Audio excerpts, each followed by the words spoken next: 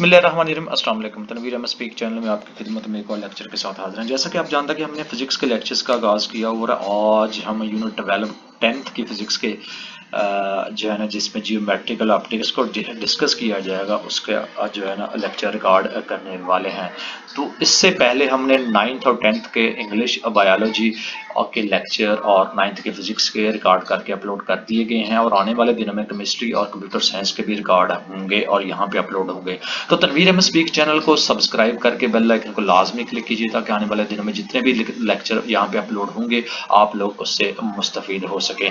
तो आप अपने इर्द गिर्द माहौल में जितने भी 9th और 10th के स्टूडेंट्स हैं फेसबुक व्हाट्सएप या इंस्टाग्राम पे शेयर कीजिए और उनको बारी बरकम फीस जो प्राइवेट अकेडमीज में आप अदा कर रहे हैं उनसे छुटकारा हासिल करके अपने पेरेंट्स के पैसे बचाएं। सेम वही पंजाब एजुकेशन डिपार्टमेंट की तरफ से जो आपको निसाब डिटरमाइन करवाया गया है उसी से हम जो है ना उन्हीं चीज़ों को फॉलो करके आपको ये तैयारी करवा रहे हैं। A to Z पूरे का पूरा चैप्टर और यूनिट हम डिस्कस कर रहे होते हैं, लिहाजा आप इससे मुस्तफीद हो सकते हैं। यूनिट 12 है जिसमें जियोमेट्रिक ऑप्टिक्स आज है ना डिस्कस किया जाएगा, जियोमेट्रिकल ऑप्टिक्स को। और आइए देखते हैं, after studying this unit students will be able, यानी कि इसको कंप्लीट करने के बाद जो स्टूडेंट है इस काबिल होगा कि ये जो आपको बुलेट पॉइंट दिए गए हैं, रिफ्लेक्शन इंक्लूडिंग नॉर्मल, उनके टर्म्स एंड कंडीशन के बारे में प्रॉब्लम सॉल्व प्रॉब्लम्स कर सकेंगे सेफ्रिकल मिरर्स के थ्रू, मिरर फार्मूला के थ्रू, इसके साथ साथ टर्मिनोलॉजी और एंगल ऑफ इंसिडेंट को आप डिस्कस करेंगे रिफ्लेक्शन के साथ।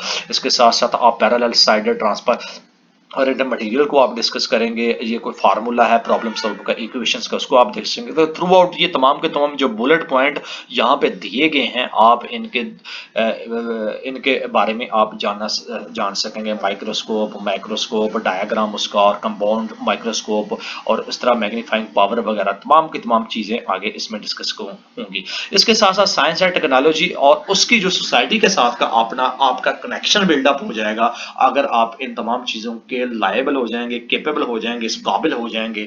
तो वो तमाम की तमाम चीज़ें स्टूडेंट इस काबिल होगा इन तमाम चीज़ों को तहकीक करने के बाद, पढ़ने के बाद, समझने के बाद, लर्न करने के बाद, मेमोराइज करने के बाद ये उसको एडवांटेजेस होंगे और उसका साइंस और टेक्नोलॉजी की जो सोसाइटी है उसके साथ उसका कनेक्शन जुड़ जाएगा। तो ये भी तमाम की तमाम चीज़ें उन आउटकम्स हैं आपके उनको सीखने के बाद। इसके बाद हम आज का जो लेक्चर स्टार्ट करने वाले हैं जियोमेट्रिकल ऑप्टिक्स, तो उसका जो प्रियम्बल है, उसका जो इब्तदाइया है, उसमें light is the main focus of this unit, यानी कि इसमें आप देखेंगे कि जो इस यूनिट का बुनियादी मौजू जो है वो रोशनी है, जिसमें हम यहाँ रोशनी के मुख्तलिफ मज़ाहर जैसा कि रिफ्लेक्शन और रिफ्रैक्शन और टोटल इंटरनल रिफ्लेक्शन की वजाहत करना सीखेंगे। और उसकी वजाहत करेंगे हम ये भी सीखेंगे कि किस तरह मिरर्स और लेंस और इमेजेस बनती हैं। हम कंपाउंड माइक्रोस्कोप और टेलीस्कोप के काम करने के असूल के बारे में यहाँ पे हम सीखेंगे। तो ये आपका प्रियम्बल है, ये दिवाचिया। चूंकि ये इंग्लिश मीडियम की किताब हमने डाउनलोड की हुई है, उर्दू में मैं आपको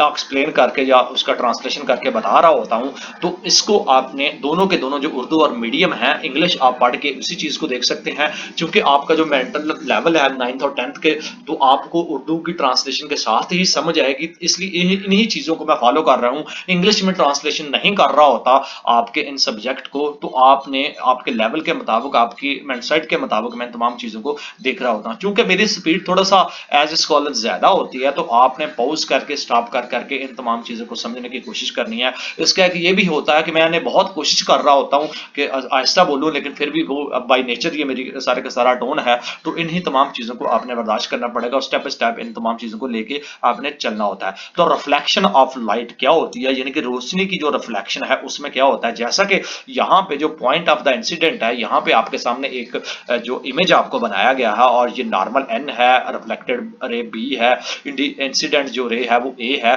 तो प्लेस मिरर यहाँ पे शो किया गया, 90 डिग्री का जाविया यहाँ पे बनाया गया है। तो ये आपको सामने की सारी चीजें एंगल ऑफ इंसिडेंट है, एंगल ऑफ रिफ्लेक्शन का मिला के हम इसको एक्सप्लेन कर रहे होते हैं। एक इसमें वो क्या होगा कि ये रोशनी की रिफ्लेक्शन की वजाहत 12.1 जो शक्ल में दी गई है, जब हवा से रोशनी एक शुआ ए ओ मिरर एम पर पड़ती है तो ये ओ बी की तरफ रिफ्लेक्ट करती है, यानी कि मिरर एम ये है और ये ओ बी यूं वाला इसका आपका बनता है।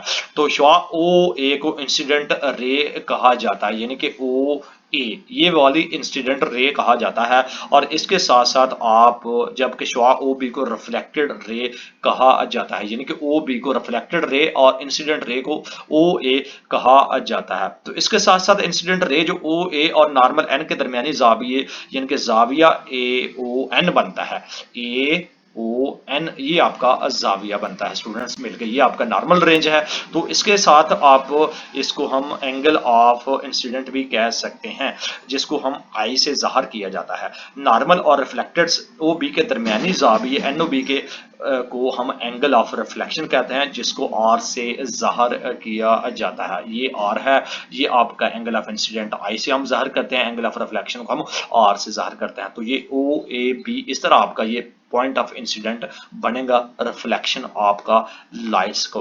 Now we can define the phenomena of reflection. हम यूं इसको रिफ्लेक्शन को अमल को तारीफ कर सकते हैं, जब रोशनी किसी खास मीडियम से गुजरती है तो दूसरे मीडियम की सतह से टकराती है तो उसका कुछ हिस्सा पहले मीडियम में वापस लौट आता है, तो इसको हम रोशनी का रिफ्लेक्शन कहते हैं, यानी कि रिफ्लेक्ट ऑफ लाइट कहते हैं। नेक्स्ट आपका लॉज ऑफ रिफ्लेक्शन है, यानी कि रोशनी के रिफ्लेक्शन के जो कवानीन हैं उसको हम कैसे देखते हैं, आइए देखते हैं। तो दो कवानीन हैं इसके, यानी कि पहला है जनाब आपका इंसिडेंट रे नॉर्मल और पॉइंट ऑफ इंसिडेंट पर रिफ्लेक्टेड रे तीनों एक ही यानी कि प्लेन में वाक़या होते हैं। नंबर टू, आपका एंगल ऑफ इंसिडेंट और एंगल ऑफ रिफ्लेक्शन और जो होता है वो बराबर होते हैं, यानी कि एंगल ऑफ एक्शन और एंगल ऑफ रिएक्शन जो आपको बराबर आपका शो किया जाता है, जैसे कि ऊपर आपको दिखाया गया, यानी कि I is equal to R I E, ये मिसाल के तौर पर ये यहाँ पे आपको दिखाया गया है। ये आपका लॉ ऑफ रिफ्लेक्शन होता है। नेक्स्ट आपका टाइप्स ऑफ रिफ्लेक्शन, यानी कि रिफ्लेक्शन की जो अकसाम हैं वो कितनी होती हैं, आइए देखते हैं। रिफ्लेक्शन की जो डिपेंडेंसी होती है वो उसका इन्हिसार उसके स्मूथपन का इन्हिसार उस पर हमवार सतह पर स्मूथ पर होता है। मसलन सिल्वर की हमवार सतह रोशनी की शुआओं को सिर्फ एक तरफ रिफ्लेक्ट करती है। आप इन तमाम चीज़ों को देख सकते हैं। रेगुलर ऑफ रिफ्लेक्शन किस तरह होता है, तो इसमें जो इस तरह की हमवार सतह के जरिए होने वाली रिफ्लेक्शन को हम बाकायदा रिफ्लेक्शन यानी कि रेगुलर रिफ्लेक्शन का नाम देते हैं। शक्ल डेवलपमेंट 2 ये जो आपके सामने है, इसमें दिखाया गया कि रोजमर्रा जिंदगी में ज्यादातर अजसाम की सतह का माइक्रोस्कोप के जरिए मुआयना करने से उनकी सतह हमवार नजर नहीं आती। इन अजसाम की गैर हमवार सतह रोशनी की शुओं की तरफ कैसे रिफ्लेक्ट कर देती है। इस तरह की रिफ्लेक्शन को बेकायदा हम इर्रेगुलर रिफ्लेक्शन का नाम देते हैं और इसको शक्ल 12.3 में दिखाया गया है, और वो 12.3 ये है। और ये आपकी रफ सरफेस होती है, यानी कि आपकी जो है ना आपकी इर्रेगुलर रिफ्लेक्शन बेकायदा, यानी कि बेकायदा आपका ये रेगुलर है और ये इर्रेगुलर है। तो नेक्स्ट आपका देखते हैं स्फेरिकल मिरर्स। स्फेरिकल मिरर्स में क्या होता है कि आइए आगे बढ़ते हैं। तो इसमें क्या होता है कि आप एक ऐसा मिरर जिसकी रिफ्लेक्ट किसी ग्लास या प्लास्टिक की खोखले सेफर यानी कि हालो सेफर का हिस्सा जो होता है वो स्फेरिकल आपका मिरर कहलाता है। स्फेरिकल मिरर की दो सतहों में से एक सतह पर सिल्वर की एक बरी तय होती है, उसके ऊपर चढ़ी होती है और इसके ऊपर सुर्ख रंग की लेड ऑक्साइड पेंट की तय होती है। इस तरह स्फेरिकल मिरर की एक सतह गैर शफाफ और दूसरी सतह इंतहाई ज्यादा और रिफ्लेक्टिक होती है। रिफ्लेक्टिक सतह की माहियत के लिहाज से स्फेरिकल मिरर जो मिरर की दो अकसाम है, जैसा कि 12.4 में आपको दिखाया गया है। तो इस तरह ये जो 12.4 आपको शक्ल दिखाई गई, इस तरह जो आपका मिरर है ये कन्वेक्स मिरर है, ये कनक्लेव मिरर है। तो इस तरह आपका ये जो पोल है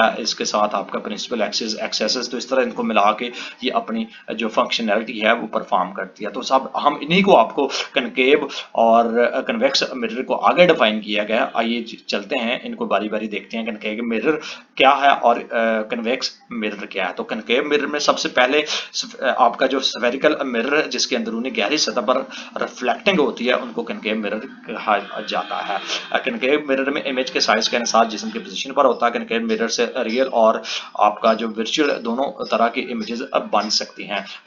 कन्वेक्स मिरर वो होता है जिसमें आप जो है ना स्फेरिकल मिरर जिसकी ऊपरी हुई बैरूनी सतह रिफ्लेक्टिव होती है कन्वेक्स मिरर कहलाती है। कन्वेक्स मिरर में इमेज का साइज हमेशा जिस्म के साइज से कम होता है। कन्वेक्स मिरर सिर्फ वर्चुअल और सीधी इमेज बनती है, ये आपका कन्वेक्स मिरर कहलाता है। नेक्स्ट है आपका पोल। पोल में क्या होता है, it is that mid point, ये एक स्फेरिकल मिरर का वो हिस्सा होता है जो एक सेंटर ऑफ यानी कि इसका सेंटर को पोल कहा जाता है, जिसको पी से जाहिर करता है, और इसको लगो हम वर्टेक्स का नाम भी देते हैं। नेक्स्ट आपका centre of curvature. Centre of curvature में क्या होता है कि जो आपका स्फेरिकल मिरर होता है उसमें जिस स्फेयर का हिस्सा होता है उसके रेडियस यानी कि रेडियस आर को मिरर का रेडियस ऑफ कर्वेचर का नाम देते हैं। रेडियस ऑफ कर्वेचर में क्या होता है, रेडियस ऑफ कर्वेचर में आपका जो स्फेरिकल मिरर है उसमें जो चीज़ें आपके सामने होती हैं उसको आर से ज़ाहिर करते हैं और उसको उसका कर्वेचर का नाम दिया जाता है। प्रिंसिपल एक्सेस में क्या होता है, स्फेरिकल मिरर के पोल और सेंटर ऑफ कर्वेचर को मिलाने वाली जो सीधी लाइन को हम प्रिंसिपल एक्स एक्सेस कहते हैं। और वो जो ऊपर हमने दोनों शक्लें आपको बताई गई थी जिनको कनकेव और कन्वेक्स मिरर कहता है, ये उनकी सारी की सारी स्टेप बाय स्टेप डेफिनेशंस यहाँ पे आपको अलहदा करके उन पूरे का पूरे इमेज को दिखाया गया है। नेक्स्ट आपका है जनाब प्रिंसिपल एक्स एक्सिस। ये हो गया प्रिंसिपल फोकसेस। प्रिंसिपल फोकस में क्या होता है, ये एफ है, ये इसको आर से ज़ाहिर किया जाता है, इसको ऑफ होता है after reflection from A concave mirror. यानी कि प्रिंसिपल एक्स एक्सिस में पैरेलल जो इसका अरे सिमट है एक पॉइंट एफ से गुजरती है जिसे हम प्रिंसिपल फोकस या फोकल पॉइंट कहते हैं। शिकल 12.5 ए में आपको दिखाया गया। 5 ए में हम देखते हैं जाके नीचे क्या होता है। इसके लिए आपका कनकेव मिरर को आपका जो कन्वर्जिंग मिरर भी कहते हैं। चूंकि रेज हकीकत में इस पॉइंट से गुजरती है इसलिए इसे रियल फोकस का नाम भी देते हैं, real focus. In the case of convex mirror की सूरत में रिफ्लेक्स होने के बाद रेज इस तरह फैलती है कि मिरर के पीछे एक पॉइंट एफ से आती हुई मालूम होती है, जैसा कि शक्ल 12.5 बी में दिखाया गया है। इस पॉइंट को कन्वेक्स मिरर का प्रिंसिपल फोकस कहते हैं, इसलिए कन्वेक्स मिरर को हम डाइवर्जिंग भी कहा करते हैं। क्योंकि रेज हकीकत में इसलिए पॉइंट से नहीं आती बल्कि सिर्फ आती हुई मालूम होती है, इसलिए कन्वेक्स मिरर का फोकस वर्चुअल फोकस कहलाता है।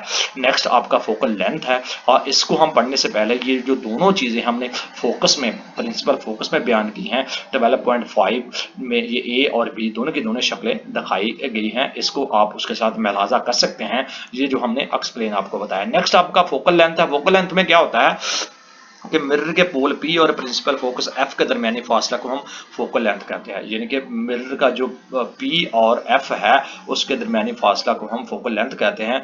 और जैसा कि शक्ल 12.5 फोकल लेंथ और रेडियस ऑफ कर्वेचर के दरमियान तल्लक इस तरह है, यानी कि ये जो आपका तल्लक है ये वाला और ये वाला आपको जो तल्लक है यहाँ पे जो दिखाया गया है इसको प्रिंसिपल एक्सेस के दरमियान फोकल पॉइंट कहा गया था, इसको हम फोकल लेंथ का नाम देते हैं। और इसकी जो आपको ये आपका कन्वेक्स मिरर की डेफिनेशन जो हमने ऊपर दी है, ये आपका कन्वेक्स मिरर आपको बताया गया है, इसमें आपकी चीज़ें आपकी दिखाई गई हैं। तो इसी तरह इसके साथ साथ F इज इक्वल टू यानी कि फोर्स इज इक्वल टू आप जो रेडिकलस होती है उसकी R इसको ओवर किया जाता है 2 के साथ, यानी कि दोनों के पॉइंट के साथ हम इसको करेंगे तो ये आपकी यहाँ पे मार्जिन वजूद में आती है। बस जब रेडियस ऑफ कर्वेचर कम होता है तो फोकल लेंथ भी कम हो जाती है। नेक्स्ट आपका characteristic of focus of a convex and a convex mirror, यानी कि कन्वेक्स मिरर और कन्वेक्स मिरर की जो कंपैरिजन है इसमें क्या होता है, फोकस मिरर के सामने होता है जो कन्वेक्स मिरर का, और इसमें आपका फोकस मिरर के पीछे होता है।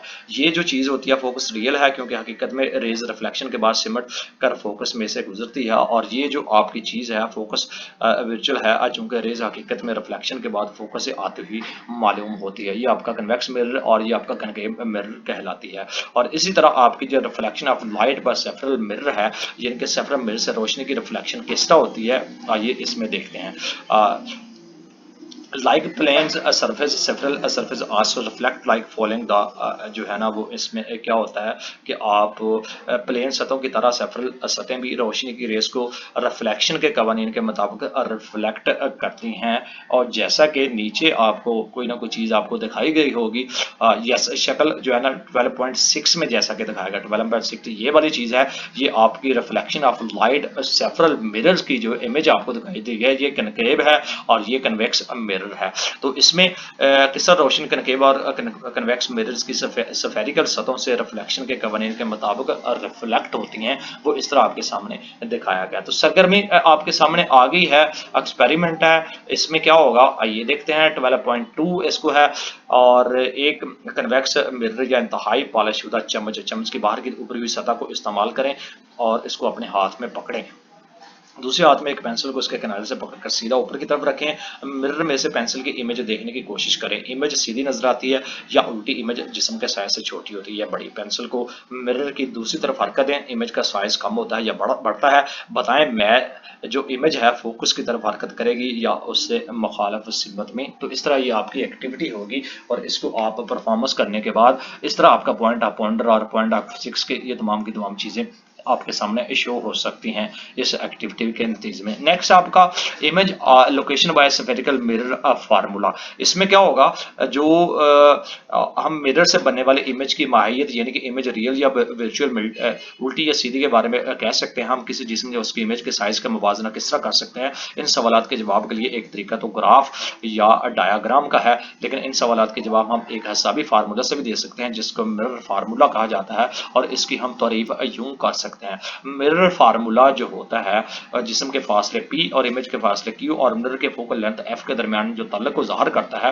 वो इस तरह आपके सामने जो ज़ाहिर करता है 1.f और इस तरह ये आपकी डेवलपमेंट 1 आपके मसावत ज़ाहिर होती है। इसमें जो कनकेव और कन्वेक्स मिरर्स दोनों के लिए दुरुस्त है ये मसावत, ताहम मिरर से मुतल्लिका सवालात हल करने के लिए मंदरजाज मदरजा अलामात का अतलाक भी होता है। यानी कि convention should be apply follow to apply this equation for solving problems are related to mirror. यानी कि मिरर से रिलेटेड जो साइन इसकी अलामात हैं तो इस तरह आपको जो है ना ऑब्जेक्ट डिस्टेंस पी है, इमेज डिस्टेंस आपका क्यू है, फोकल लेंथ आप है, रियल ऑब्जेक्ट होगा ये रियल इमेज होगा, कनेक्शन होगा व्हेन पॉजिटिव होगा, जब नेगेटिव होगा तो ये वाली चीजें आपके सामने ज़ाहिर होंगी। तो इस तरह उनको ज़ाहिर किया गया। नेक्स्ट आ गया एक्टिविटी 3। इसमें क्या होगा, एक कनकेव मिरर आप इंतहाई पॉलिश शुदा चम्मच दोनों की सतह को इस तरह रखेंगे हाथ में पकड़कर दूसरे जिस्म के दूसरी किसी दौर की जिस्म मसलन सूरज, इमारत और दरख्त या खंबे की स्क्रीन या दीवार पर एक वाज़ह इमेज हासिल करें और मीटर इस्तेमाल स्केल इस्तेमाल करते हुए मिरर से स्क्रीन तक के फासले की पैमाइश करें। क्या आप किनके मिरर के करीब फोकल लेंथ की पैमाइश कर सकते हैं। इसी तरह इसमें इमेज की बनावट के लिहाज के लिए डायग्राम बनाकर इस तमाम चीज़ों को शो किया जा सकता है। तो ये आपकी एक्टिविटी 3 है जिसमें आपकी सारी की सारी चीज़ें आपको बताई गई हैं। एग्जाम्पल आ गई है डेवलपमेंट 1 और इसमें वही आपने फार्मूला इस्तेमाल करना है जो किनके मिरर और उसका जो अभी हमने देखा है। तो ये कुछ वैल्यूज़ दी गई हैं और इनको फार्मूला आपने अप्लाई करना है और इसमें वैल्यूज़ को पुट करके आपने सॉल्व करना है। इसी तरह एग्जाम्पल 2 में भी आपने इन तमाम चीज़ों को फार्मूला अप्लाई करने के बाद हल करना है। चूंकि ऑलरेडी सोल्यूशन है तो इसको आप समझ सकते हैं इजीली, तो आप समझ के इनको मेमोराइज कीजिए और अपनी नॉलेज को एनहेंस कीजिए। नेक्स्ट आपका रोशनी की रिफ्रैक्शन।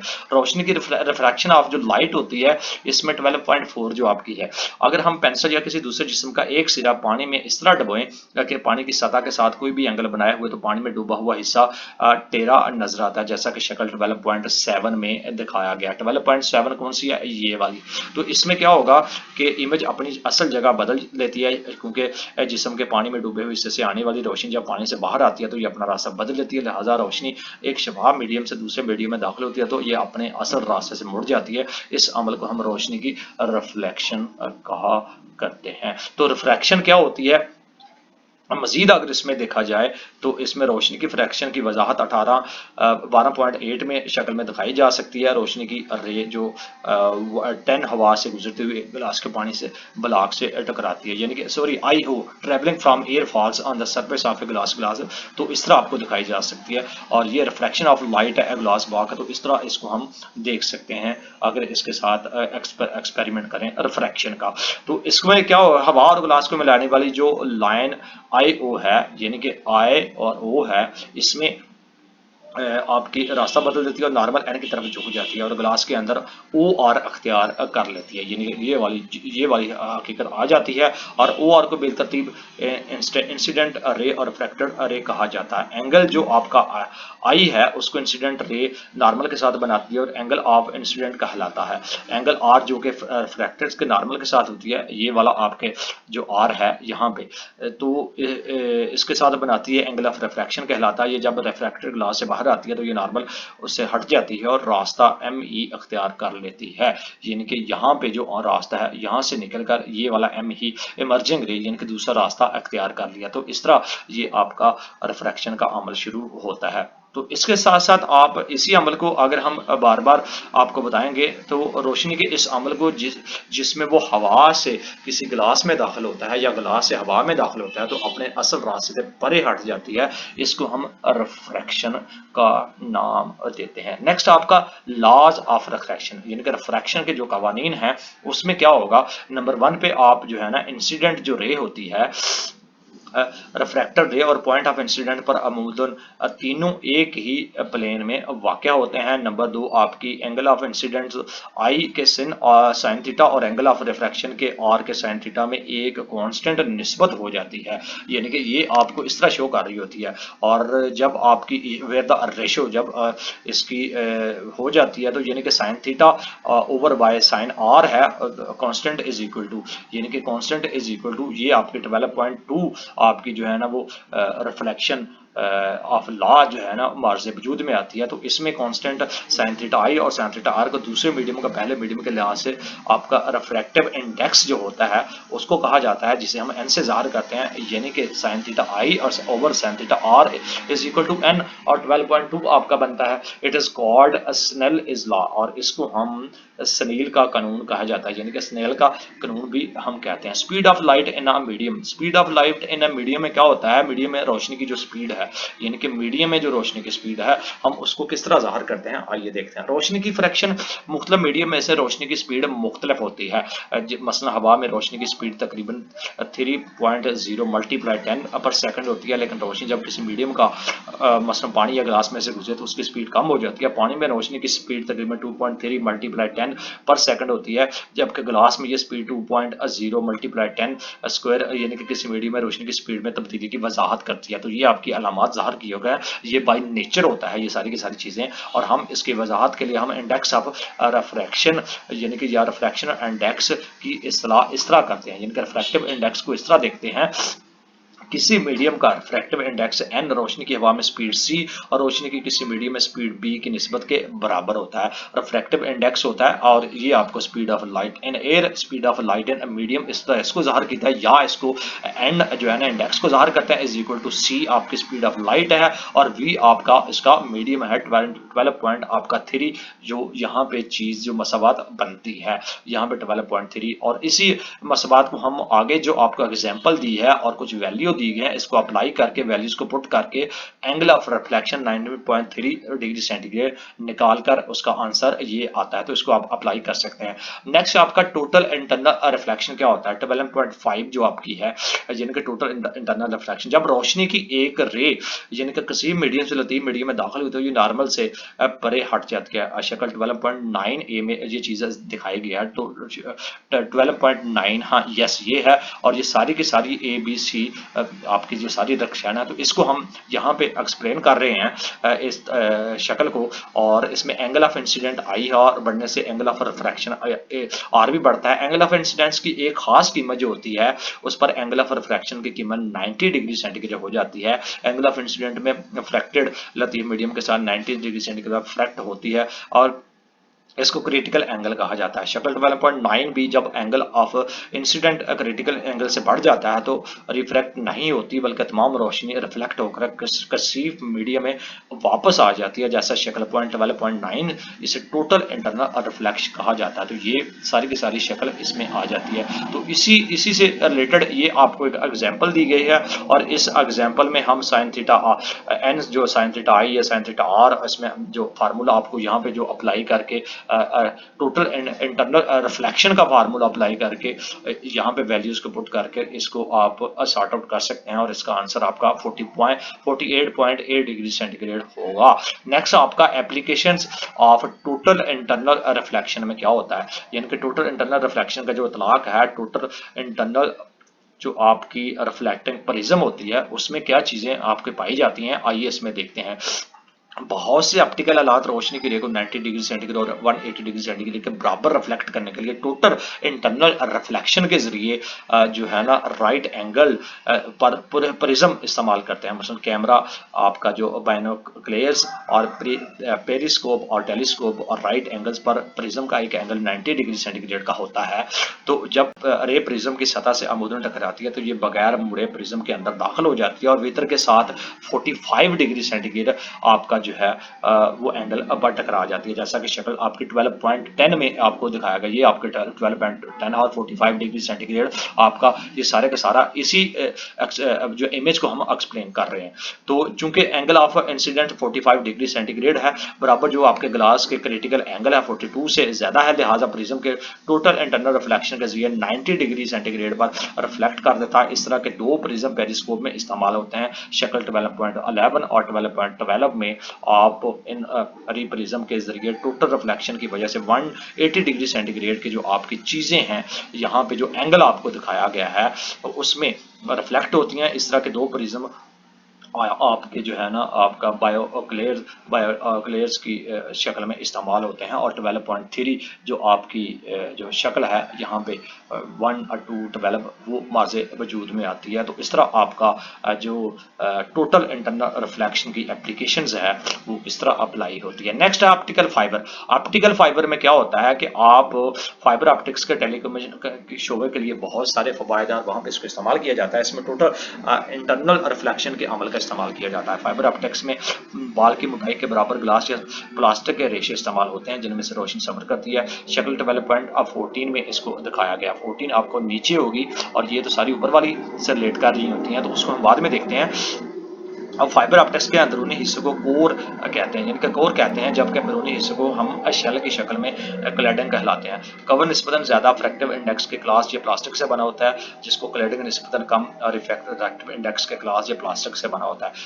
कवर के एक जो किनारे दाखिल होने वाली रोशनी होती है उस कवर को और क्लैडिंग को मिलाने वाली लाइन पर क्रिटिकल एंगल से बड़े इंसिडेंट एंगल पर टकराती है, इसलिए रोशनी टोटल इंटरनल रिफ्लेक्शन के जरिए कवर में वापस लौट आती है। और जैसा कि शक्ल 12.14 में दिखाया गया है वो आगे हम देखते हैं। पाकिस्तान में ये जो सिनेरियो है उसमें ऑप्टिकल फाइबर टेलीफोन जदीद टेलीकम्युनिकेशन के लिए इस्तेमाल होती है और अब हम एक ही वक्त में बगैर किसी रुकावट के हजारों फोन कॉल्स सुन सकते हैं due to reflection of optical fibre system. तो 12.4 हम जो शक्ल है ये तमाम के तमाम इसी चीज को हमने ये इसके साथ एक्सप्लेन किया। इसके साथ आप मिलाकर इसको लर्न और मेमोराइज करके अंडरस्टैंड कर सकते हैं और अपने नॉलेज को एनहेंस कर सकते हैं। नेक्स्ट आपका है लाइट पाइप। लाइट पाइप में डियर स्टूडेंट्स क्या होता है आइए देखते हैं।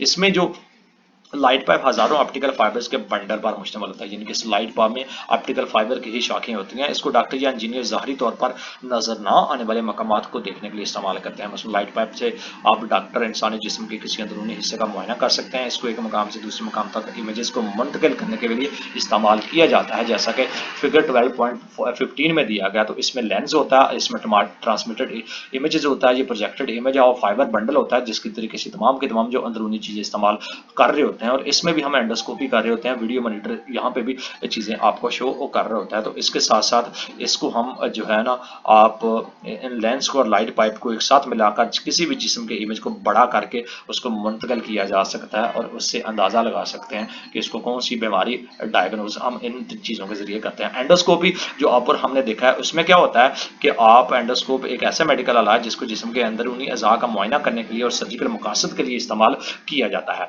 छोटे साइज की वजह से इसको मुंह के अंदर दाखिल करके सर्जरी से बचाया जा सकता है।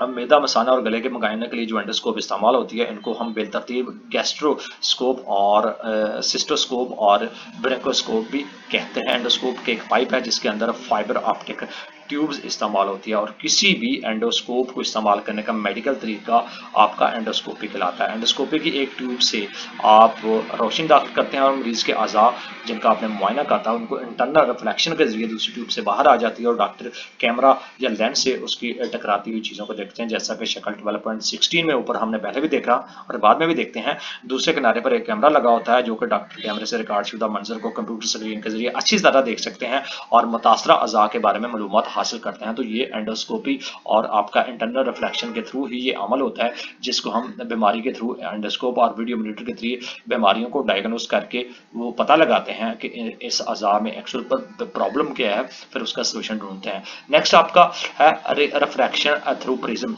जो आपका प्रिज्म के थ्रू रिफ्रैक्शन है, प्रिज्म का शीशे का एक ऐसा जिस्म होता है जिसमें 3 सतहें उसकी हैं रेक्टेंगल्स और 2 सतहें आपकी ट्राई-एंगल्स होती हैं। और in case of triangle prism जो कि 12.17 में दिखाया गया है, यानी कि जो ट्रायंगल प्रिज्म है ये 17 में इस तरह होता है। और इसमें क्या होता है कि आप इसकी सूरत में खारिज होने वाली या इमरजेंट रे जो इंसिडेंट रे के पैरेलल नहीं होती, जो कि 12.17 में आपके सामने आपको दिखाया गया है, ये रे प्रिज्म के जरिए अपने असल रास्ते से हट जाती हैं। इंसिडेंट रे जो पी ई नुक्ता ई पर इंसिडेंटल एंगल आई बनाते हुए नॉर्मल की तरफ ई एफ के साथ रिफ्रैक्ट हो जाती हैं। यानी कि ये सारे का सारा जो आपको ई ए और एफ और एन का रास्ता है उनको हम एक्सप्लेन कर रहे हैं यहाँ पे, जो आपको बताया जा रिफ्रैक्टेड जो आपका ई एफ प्रिज्म के अंदर एंगल है, यानी कि आपका ई एफ ई और एफ ये जो आपका एंगल है ये आपके आर बनाते हुए प्रिज्म के दूसरे रुख की तरफ चली जाती हैं। यानी कि आर बनाते हुए ये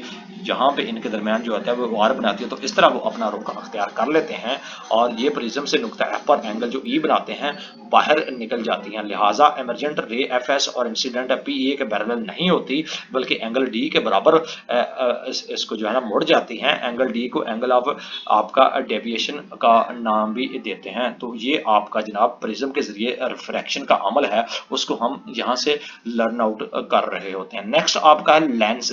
लेंस क्या होता है इसको हम देखते हैं। लेंस में एक इंतहाई शफाफ जिस्म होता है जिसकी 2 सतहों में कम से कम एक सतह टेढ़ी होती है या कर्व जैसी होती है। लेंस के जिस्म की इमेज रोशनी की फ्रैक्शन की वजह से बनती है। ऑप्टिकल आलात मसलन कैमरे, आई ग्लासेस और माइक्रोस्कोप, टेलीस्कोप और प्रोजेक्टर वगैरह लेंस के मुख्तलिफ अकसाम इसमें इस्तेमाल कर सकते हैं। लेंस की मदद से लाखों की तादाद में लोग वाज़ेह तौर पर मुख्तलिफ चीज़ों को देख और बआसानी से समझते हैं। टाइप्स ऑफ लेंस हैं इसमें, और ये लेंस की डबल है, प्लेनो और कनकेव लेंस हैं। और इस तरह 12.18 जो है ना यहाँ पे इसको हम एक्सप्लेन करते हैं टाइप ऑफ लेंसेज में।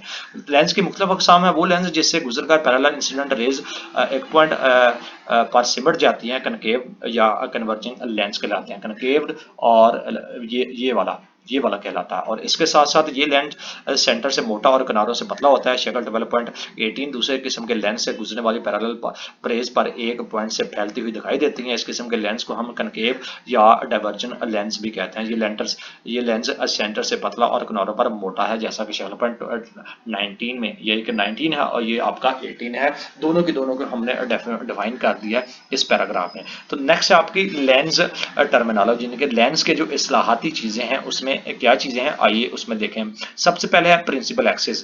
प्रिंसिपल एक्सिस में क्या होता है कि स्फेरिकल लेंस की जो दोनों सतहें एक सफेयर का हिस्सा होती हैं, लेंस के दोनों और सेंटर ऑफ कर्वेचर्स के गुजरने वाली सीधी लाइन को प्रिंसिपल एक्सिस कहे जाते हैं, जैसे कि शक्ल 12.20 में दिखाया गया और 12.20 नीचे होगी। नेक्स्ट ऑप्टिकल सेंटर्स है। प्रिंसिपल एक्सिस पर लेंस के सेंटर पर पॉइंट सी को ऑप्टिकल सेंटर कहते हैं, जैसा कि शक्ल 2020 में दिखाया गया, 12.20 में दिखाया गया। और वो कौन सी शक्ल है? यस, और ये शक्ल 20 पर कन्वेक्स लेंस की है और इस तरह इसको लिया जा सकता है। इसका प्रिंसिपल फोकस क्या होता है जिसको एफ से ज़ाहिर करते हैं। इसमें कन्वेक्स लेंस के प्रिंसिपल एक्सिस के पैरेलल जो आपकी रिजर्वेशन होती है उसमें रिजर्व फ्रैक्शन के बाद प्रिंसिपल एक्सिस पर एक पॉइंट एफ पर सिमट जाती है। इस पॉइंट को प्रिंसिपल फोकस या फोकल पॉइंट कहा जाता है। इसलिए कन्वेक्स लेंस को कन्वर्जिंग लेंस भी कहते हैं।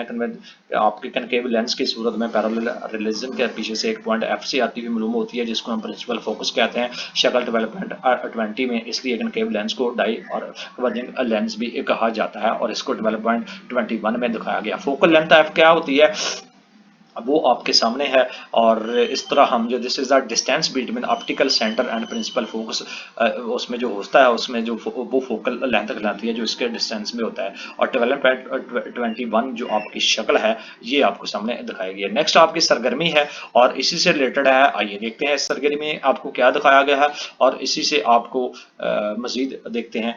एक सफ़ेद स्क्रीन के सामने एक कन्वेक्स मिरर की पोजीशन इस तरह एडजस्ट करें कि कुछ फासले पर पड़ी हुई जिस्म की स्क्रीन वाज़िया नज़र आ जाए। मसलन हम ये तजर्बा खुली हुई खिड़की के सामने कर सकते हैं या दीवार या स्क्रीन पर उसकी इमेज हासिल कर सकते हैं, जैसा कि 12.22 में दिखाया गया है। और 12.22 आपका कहाँ पे है हम देखते हैं।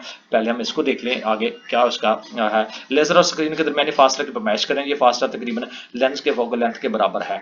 और वजाहत करें कि ये इशारा डायग्राम बनाएं कि इमेज की इसकी माहियत क्या है, यानी कि what is the nature of this image और इसकी इमेज क्या बनती है, वो आपको हम नीचे जाके बताते हैं। 12.22 कौन सा, यस ये वाला इमेज है। तो ये इस इमेज में आपकी जो कन्वेक्स लेंस की फोकल लेंथ है इसको मालूम करने का तरीका इस तरह मालूम किया जा सकता है। नेक्स्ट आपका पावर ऑफ लेंस, यानी कि आपकी पावर ऑफ लेंस में क्या चीज़ें होती हैं। लेंस की पावर को हम इस फोकल लेंथ के उल्टा होती है, जबकि फोकल लेंथ की पैमाइश मीटर में होती है, यानी कि आपकी power of lens is equal to P is equal to 1 over Y focal length in metres, यानी कि उसको इसके साथ तकसीम किया जाता है। अगर इसी को एसआई यूनिट में हम अगर लेंस को देखें तो आपका डायोप्टर इसे डी से ज़ाहिर किया जाता है। अगर एफ की पैमाइश मीटर ज़मीन पर हो तो उसको D is equal to 1 metre और 1 मीटर के बराबर इसको हम ज़ाहिर करते हैं। और डायोप्टर लेंस की पावर है जिसकी फोकल लेंथ 1 मीटर है, क्योंकि कन्वेंस लेंस की फोकल लेंथ आपकी जो पॉजिटिव होती है लिहाजा इसकी पावर भी पॉजिटिव होती है, जबकि कनकेव लेंस की पावर नेगेटिव होती है क्योंकि इसकी फोकल लेंथ भी नेगेटिव होती है। तो इसको लेंस ऑफ पावर्स का नाम दिया जाता है। तो डियर स्टूडेंट, ये था आपका जो है ना यूनिट 12, जिसमें हमने बहुत सारी चीज़ों को डिस्कस किया। और इसका यूनिट 12 के लेक्चर्स का पार्ट 2 हम बाद में डिस्कस करेंगे, जिसमें image formative of by lens को हम डिस्कस करने वाले हैं। और इसमें हम बहुत सारी चीज़ों को स्फेरिकल फार्मूला मिरर के मतलब हम डिस्कस कर चुके हैं। स्फेरिकल मिरर से रोशनी की आपकी जो रिफ्लेक्शन है वो हमने अभी तक डिस्कस किया है इस लेक्चर में। कनकेव और कन्वेक्स लेंस के बारे में हमने डिस्कस किया है। इसमें अभी तक रिफ्लेक्शंस की जो टाइप्स हैं उसको हमने लॉ ऑफ रिफ्लेक्शन हमने डिस्कस किया है। रोशनी की रिफ्लेक्शंस हमने अभी तक डिस्कस किया।